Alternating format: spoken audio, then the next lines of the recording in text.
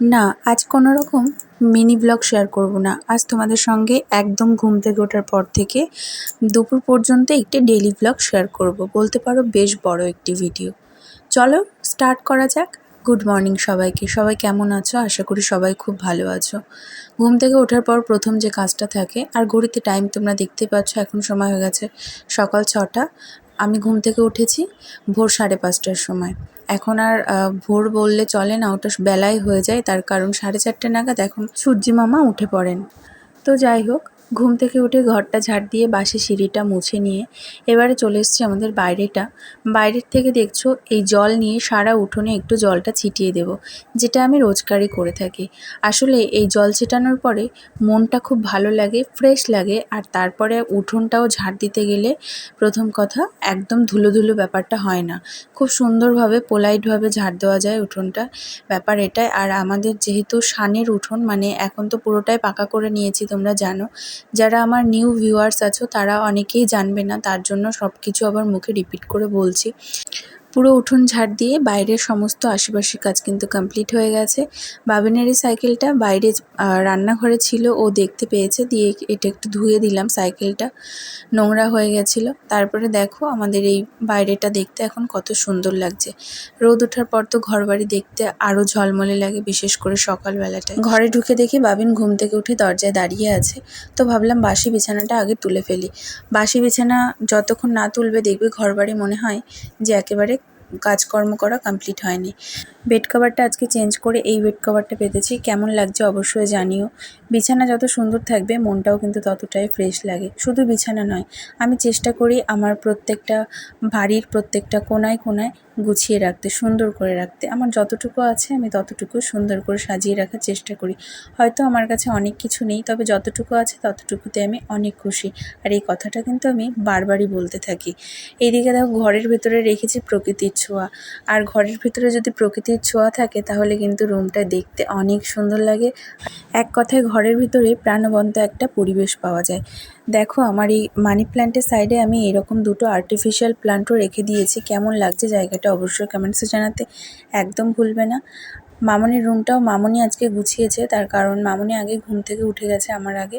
দিয়ে মামনির রুমটা গুছিয়ে নেওয়ার পরে আমি এদিকে দেখো পুরো ডাইনিং রুমটাকেও গুছিয়ে নিয়েছি। আর দেখতে কত সুন্দর লাগছে না? বিশেষ করে আমার ডাইনিং রুমের সৌন্দর্য তো বৃদ্ধি করে আমার এই বন্ধুরা। আমি কিন্তু ঘরে বাইরে প্রত্যেকটা জায়গায় প্রকৃতির ছোঁয়া রাখতে খুব ভালোবাসি, আর যেটা আমার মনে হয় প্রত্যেকেই ভালোবাসে। বড় মামা শ্বশুরের বাড়িতে দেখছি বেশ বড় বড় সাইজের কয়েকটি করলা হয়েছিল। মামির কাছ থেকে চেয়ে গাছ থেকে এই করলাটি আমি পেড়ে নিয়ে এলাম। আগে না আমি তিতো খেতে একদম ভালোবাসতাম না, তবে বিয়ের পরে আস্তে আস্তে করে সব কিছু শিখে গেছি, এখন বেশ ভালো লাগে খেতে। ছাদে চলে এসেছি, মামনি নিচে সবজি কাটছে আর আমি চলে এসেছি ছাদে। ছাদে এসে সমস্ত জামাকাপড় কেচে দিলাম। ভাবলাম এক ঝলকে তোমাদের আমার বাড়ির চারিপাশটা একটু ছাদ থেকে ভিউটা শেয়ার করি। আম গাছটা দেখেছো কত সুন্দর হয়েছে, আর ওই দিকের আম গাছে কিন্তু বেশ কয়েকটা আমও ধরেছে।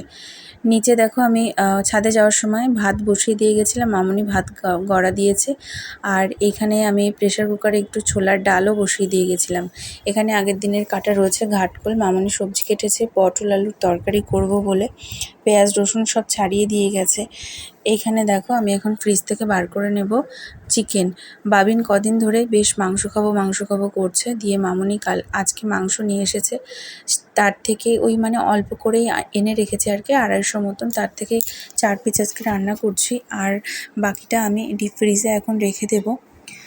বাচ্চাদের সুন্দর একটি রেসিপি তোমাদের সঙ্গে আজকে শেয়ার করব, মানে এই চিকেনেরই একটি রেসিপি। মাঝে মাঝে বাবিনকে এইভাবে করে দিই। প্রথমে দেখো চিকেন আর কয়েক টুকরো আলু ওই 70% মতো আমি ফ্রাই করে নিচ্ছি। আর ফ্রাই করে নেওয়ার পরে যে মশলাটা আমি করেছি ওই মশলার থেকে সামান্য পরিমাণে একটুখানি মশলা আমি অ্যাড করব, কারণ যেহেতু চিকেন, সেখানে একটু যদি পেঁয়াজ রসুনের ছোঁয়া থাকে তাতে ভালো লাগবে। চিকেনের যে একটা বাজে ফ্লেভার বা থাকে সেটা কিন্তু চলে যাবে। তারপরে অল্প একটু হলুদ দিয়ে ওই মশলা শুদ্ধ এটাকে ভালো করে নাড়াচাড়া করে একটু কষিয়ে নিতে হবে। আবারও দিয়ে দিলাম পরিমাণ মতো একটু জল। এবারে পরিমাণ মতো জল দিয়ে আবারও একটু ভালো করে কষিয়ে নিতে হবে। কষিয়ে নিয়ে যতটা পরিমাণে জল লাগবে ততটুকু পরিমাণ জল কিন্তু আমি একবারেই দিয়ে দেব। দিয়ে এখানে একটা গামলা দিয়ে ঢেকে দেব। আর পুরোপুরি সেদ্ধ হয়ে আসার পর এর মধ্যে দিয়ে দেব একটু বেশি পরিমাণেই সস, কারণ বাবিন টমেটো সস খেতে খুব ভালোবাসে। আর এই সসটা অ্যাড করলে কিন্তু বাচ্চারা খুব ভালো খাবে। হালকা হালকা ঝাল হবে, আবার হালকা কিন্তু টক মিষ্টি ভাবটাও থাকবে। এতে করে কিন্তু চিকেনটা খেতে খুব সুন্দর হয়। মানে আমার তো পার্সোনালি এইভাবে খেতে আমারও ভালো লাগে বাচ্চাদের মতন। এইভাবে তোমরাও তোমাদের বেবিদের ট্রাই করে দেখতে পারো, অবশ্যই আশা করি ওদের ভালো লাগবে।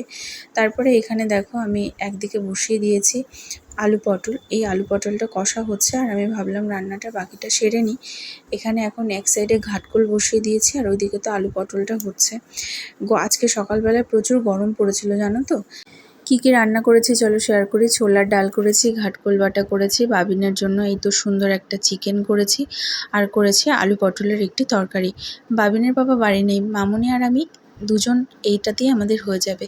বাবিনের জন্য এখানে দুধটাকেও ফুটিয়ে রেখেছি, আর এদিকে ভাতে দিয়েছিলাম ওই যে বড় মামা শ্বশুরবাড়ি থেকে আনা উচ্ছে সিদ্ধ আর তার সাথে বেগুন সিদ্ধ।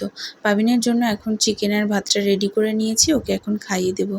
বাবিনকে খাইয়ে আমরা নিজেরাও খেয়ে নিয়েছিলাম। তারপরে দেখো কিচেনটাকে ভালো করে ক্লিন করে একদম মানে নিট অ্যান্ড ক্লিন করে নিয়েছি, দেখতেই পাচ্ছ।